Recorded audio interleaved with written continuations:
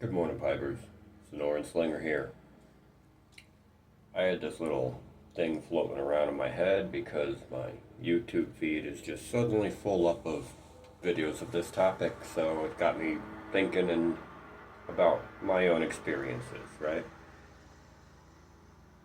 So, I know we're all into this, right? Strange encounters in the woods while camping. I've had a few, and all the strange ones, except for this one, was when other people showed up.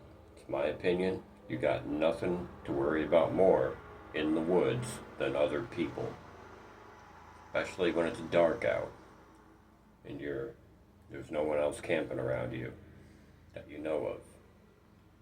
But this isn't about that. This is about something else.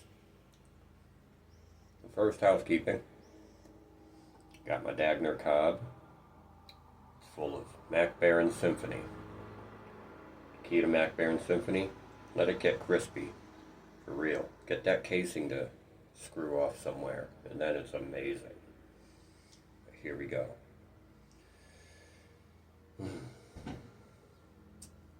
Just a little over 2 years ago, it was before my youngest son was born, me and the missus and our oldest we live in Arizona, so we went up north state to Payson to go camping up on the Mogollon Rim. Mogollon Rim is beautiful. It's quite a sight to see, you know. You get up there real high on this mountain, and up on the top of this mountain it's just forests and water and cliffs. It's, you know, amazing, absolutely epic. If you've never been to the Mogollon Rim and you get a chance, do it, for real. You'll never forget it. Anyway, we went up there it was me, her, and, our oldest son.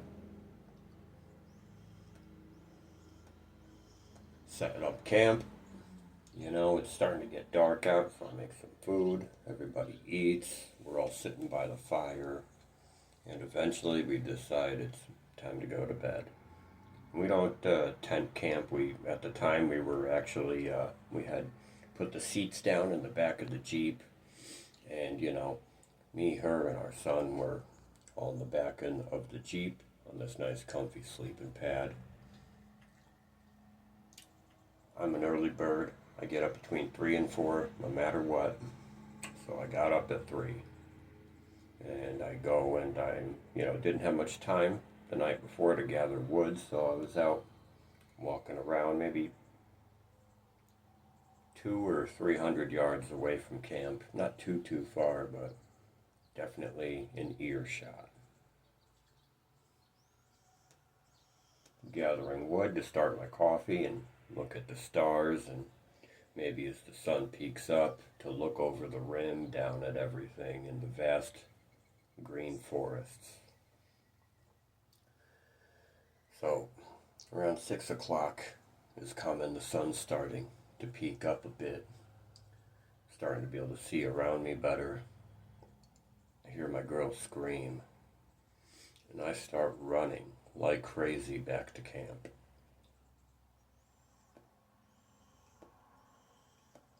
I get there, and she has our son in her arms, and they're staring out at this space, totally just like fixed on this.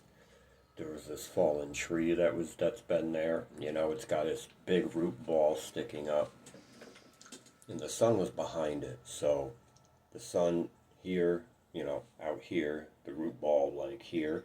So the root ball is creating this dark area underneath it, and they're staring at it. And from this root ball, this thing stands up, and it is, it's 8 or 9 feet tall, and it's just walking away on 2 feet, covered in dark hair.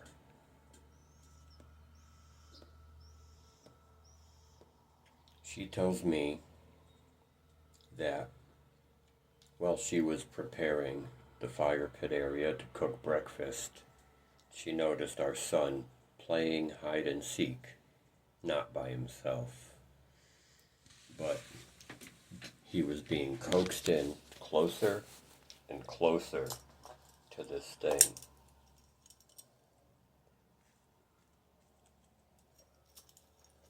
Kid you not. Like it could talk to him without talking. Pick up what I'm putting down here. You know, like mind speak or something.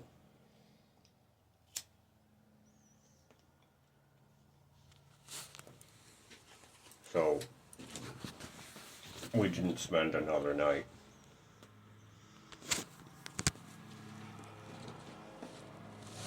And that's when I heard the stories of the Mogollon monster. Bigfoot. You know what I mean? So, I'm a believer in that. And not even a believer. You know, it's not something I believe in, it's something I know.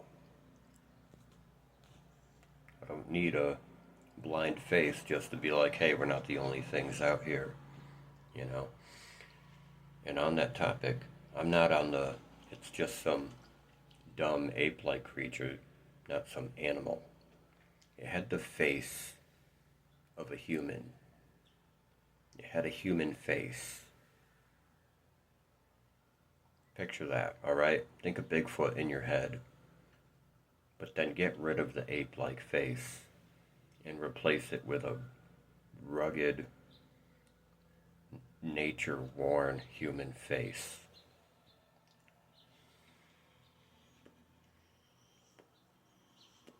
I'm of the belief these things have a lot more going for them than just being big, stinky, hairy, aggressive, weird animals.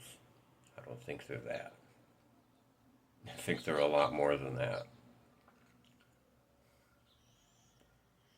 This thing was walking away, and then suddenly it was just vanished. Our eyes were fixed on it, and then it was vanished. Can you imagine that?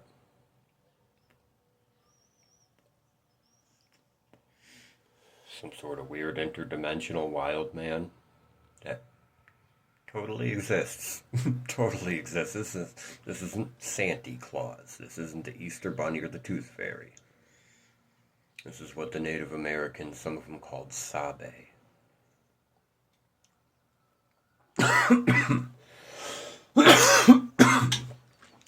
Anyway, that's our encounter story for you. Call it what you will. It is what it is. We didn't ask for it. Cheers, fam. Sonoran Slinger out.